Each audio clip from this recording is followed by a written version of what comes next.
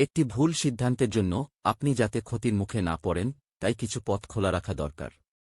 নিখুঁতভাবে ভবিষ্যৎবাণী করা কখনো সম্ভব নয়, কারণ সময়ের মতো অর্থনীতিও সদা পরিবর্তনশীল। বিল গেটস ভালোভাবে এটা জানেন।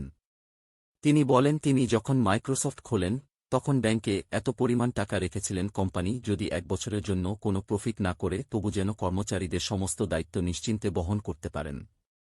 দ্বিতীয় বিশ্বযুদ্ধের সময় জার্মানিরা এক অস্বাভাবিক সমস্যার মধ্যে পড়ে। জার্মান যুদ্ধ ট্যাঙ্কগুলো শহরের বাইরে ময়দানে রাখা ছিল। প্রয়োজনের সময় দেখা গেল বেশিরভাগ ট্যাঙ্ক অকেজো হয়ে গেছে। ইঞ্জিনিয়াররা ব্যাপারটা খতিয়ে দেখলে এক আশ্চর্য বিষয় সামনে আসে।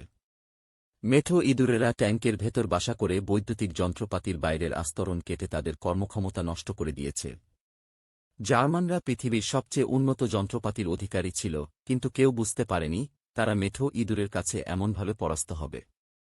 সুতরাং সঞ্চয় করার জন্য কোনো কারণ